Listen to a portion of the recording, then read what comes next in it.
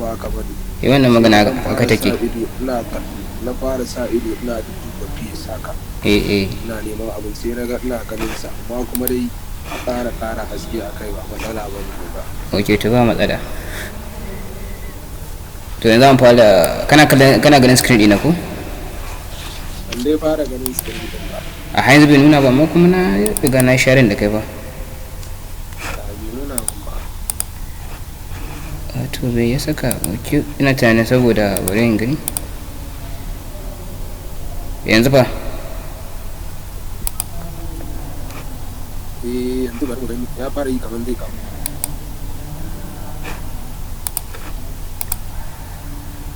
Ya kawo? Ya kawo. To shi kenan. So bari mu gani yin amfani da high time frame. Kasan kowane lokaci idan kana so ga shi wato wave din kusan amfanin wave shi ba market structure bane saboda me in ka tashi za ka gan shi ko yayi guda uku ne. Shi kasan mostly market structure za ka ga yana yi da yawa za ka higher high lower low higher high lower low higher high lower low. So mostly wannan structure din idan ka gan za ka sun yi su da yawa mostly akan 4 hour. Idan ka ga wannan a 4 hour za ka kira shi market structure, idan ka gan shi a daidai za ka kira shi structure. Amma shi wave market wave da ke so ka gane za a gan shi guda ɗaya ne, ka gane. Let's assume a ce market din tana tafiya uptrend, to za ga tafi haka ya yi tsawo guda ɗaya sosai, sannan sai ga retracement din ya zo kamar rabi haka, sannan sai ga sake tafiya ya yi completing wave din shi kenan haka. Za ka ga na farkon nan da na ƙarshen kusan tsawon sa ɗaya, shi kuma wannan shine kai na tsakiyar wanda yake zonta corrective din shine ɗan ƙaramin haka. Idan market ma tana tafiya ƙasa za ga yi tsawo sosai, na farko za ga yi tsawo sosai, sannan sai ka ga shi corrective move din wanda za ga yi haka, to za ga shi dan karami ya zo tsakiyar wannan din kusan tsakiya haka.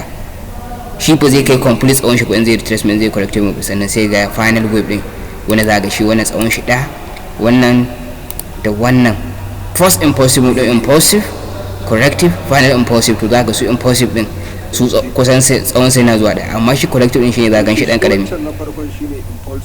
Yawwa impulsive corrective final impulsive, yawa impulsive corrective final impulsive kamar yadda yake haka. Bari mu samu su suna. So kowane maki idan zaka je su dama idan ka neman su ba a lower time frame ake ganin su ba, dole sai ka je higher time frame, daily weekly monthly. So da ba saboda me su zaka amfani da su ne ka san direction din da market din za ta tafi. So shi ne za ka san ok in ka je ka gan shi yana impulsive a ce ya tafi, bari je mu gama wannan abun nan mu gani. Impulsive so shi wannan final ko ka bashi shi ma impulsive duka, sai nan mu ce corrective. So abun da san kiran shi final impulsive saboda dama da ka gan shi ka tabbatar shi ne na karshe zai sake mai creating wani sabon wannan, kuma within wani ake creating wani. Shi na tsakiyar shi ne wani ɗan same thing haka shi ma nan haka impulsive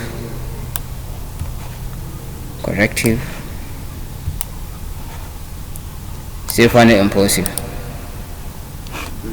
So haka za a gansu kowane lokaci, either bullish ko bearish, kusan kowane lokaci haka za a gansu impulsive corrective final impulsive, kila daily kila monthly kila weekly, a nan kake so ka gansu. Ba ka so ka zo 4 hour ka ce kana neman impulsive da corrective, wannan mistake ne. So ka fahimci wannan zan iya goge su ko? Yanzu kaman wannan da farkon wannan duka impulsive ga corrective din shi ga corrective sannan ga final impulsive. So haka kenan wannan wave din yana ka bullish kenan, bullish wave ne haka, bullish wave. Shi kuma wannan yana ka bearish wave ne haka, yana sauka kasa. Yanzu kana ji na? Ina jin ka. Da anan wannan impulsive din na farko ko na biyu? Wannan impulsive din na farko nan mun sami a supply, za mu je shi a supply a demand. Idan mu iya samun shi a demand ba ya bar demand ba? Bari za mu magana wannan.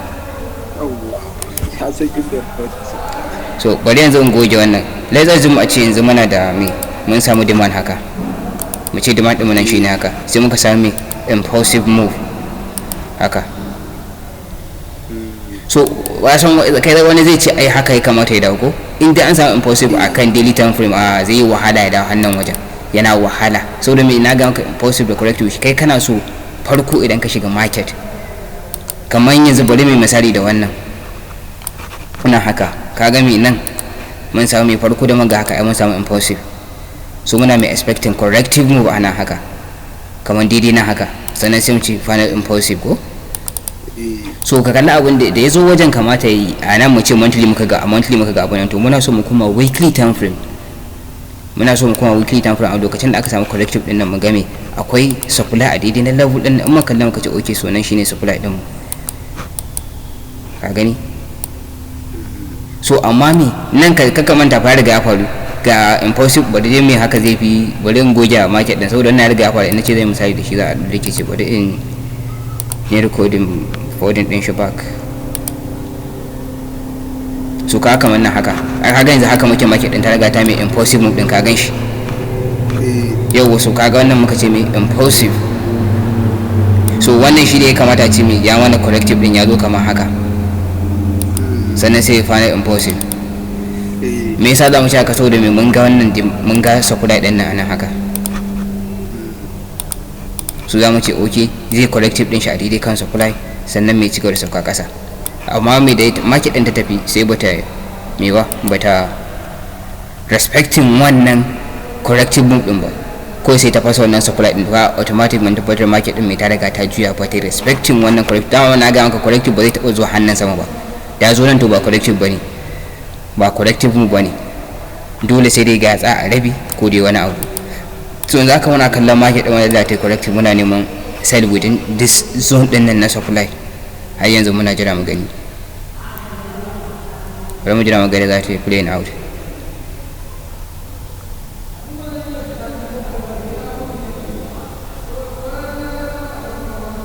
So ya da wajen zuwan din nan mai nan yanzu muka ce to ke tunda ta riga ta zo yanzu bada mai neman sell, saboda mai mun tabbatar da corrective move ne muke to kaga already ba mu samu signal entry ba da ganin wani bearish move ko wani abu. So dalilin wani zamu ce okay to za ta juya sai muka yi sell.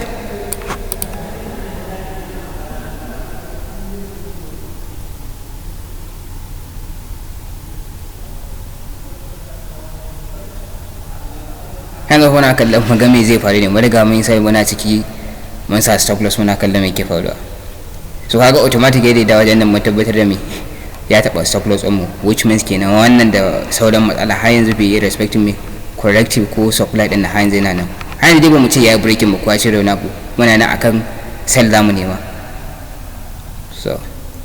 So da moment muka ga haka mun tabbatar da me kwata-kwata da corrective move din nan ya riga ya baci, saboda me na ga maka corrective move bai taba mai wucewa kai hannun sama.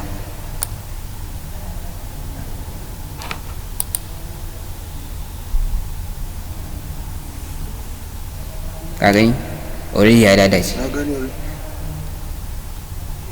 So ko da monthly time frame zaka ji still abu shine dai haka abun yake, ko monthly time frame zaka ji ya riga ya baci abun nan. Kaga daga nan wani zai nema ce okay tunda ganin zai haka ce bari zai nemi shi sell. So a daga zone din ya fara dropping,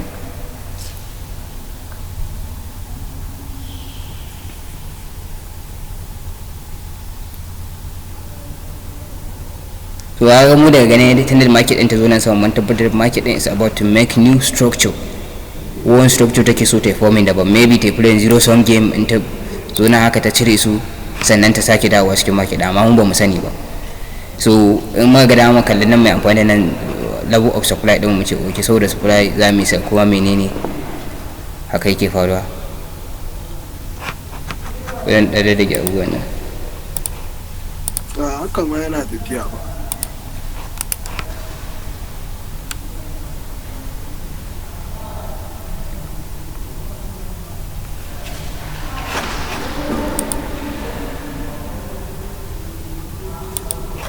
su muke shafe gama mu ci gaba da